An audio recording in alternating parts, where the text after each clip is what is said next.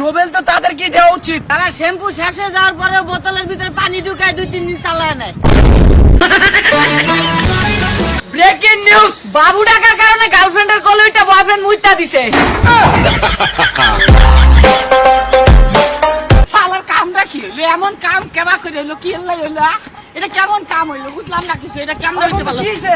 আরে বেটা মেজাজটা খারাপ আছে, কিছু জিজ্ঞাসা না। কি হইছে বেটা? আমার কপ কি হইছে? আরে বেটা একটা কুত্তা পালছিলাম যাতে বাসা বাড়িতে চোর না ঢুকতে পারে। আমার কথা পালছস, তারপরে আরে কুত্তাটাই চুরি হয়ে গেছে।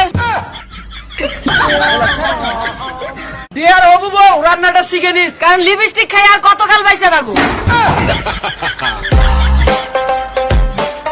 যদি পৃথিবীতে লিপস্টিক আবিষ্কার না হতো তাহলে বাঙালি কি করতো জানেন? পান খাই হলো নিজের ঠোঁট লাল করতো।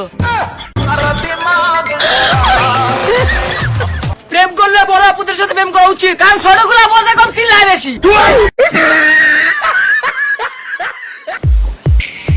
জানোস বন্ধু, আমি ছোটবেলায় অনেক দুষ্ট ছিলাম, একটু ঘুমাইতাম না। এই কারণে তোর আর কোনো ভাই বোন হয় নাই। যাদের মোবাইলে ফিঙ্গারপ্রিন্ট আছে তারা কি নিজেদের মহান ভাবো? এত মহান বাবার কিছু নাই ভাই, আমরা তোমাকে মতো এত মূর্খ না যে টিপস হয়ে দিয়ে নিজের মোবাইল খুলবো।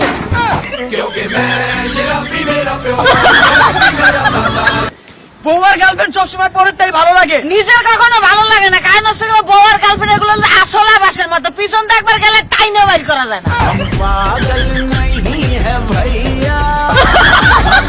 ছাদের উপরে খারাপ মুইতা দিছিলাম, কে জান তোর গার্লফ্রেন্ড বৃষ্টির পানি মনে করে হাত বাড়াই দিব।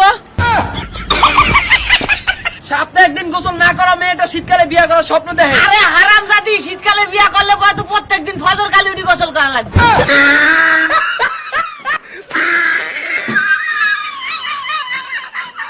আগেরকার দিনে মানুষ প্রেমে অন্ধ হয়ে গেত, আর আমি তোতলা হয়ে যায়। বাবু তুমি তাই তো, বাবু তুমি তো বাবা না, বাবু দা তিতালে। ছুটিয়ে লাল করে দেবো, নোংরামি বার করে দেবো।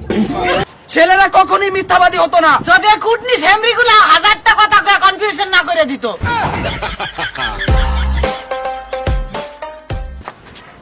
মেয়েরা ফুচকা খাওয়ার সময় যত বড় হা করে, তাতে শুধু ফুসকানে টাইটানিক জাহাজও ডুবে যাবে।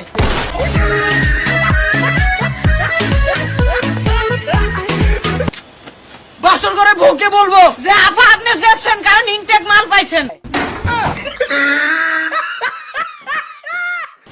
আপনার জিএফ যদি আপনাকে ফেসবুকের পাসওয়ার্ড না দেয় তাহলে মনে করবেন ভেজাল আছে, আর যদিও দিয়ে দেয় তাহলে মনে করবেন আরেকটা ফেসবুক আইডি আছে।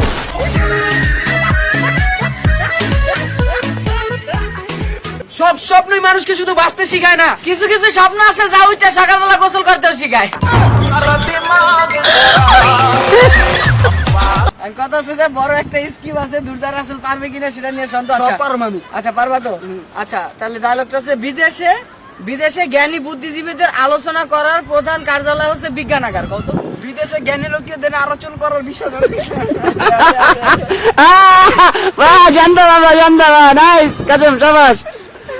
আরেকবার ট্রাই করো।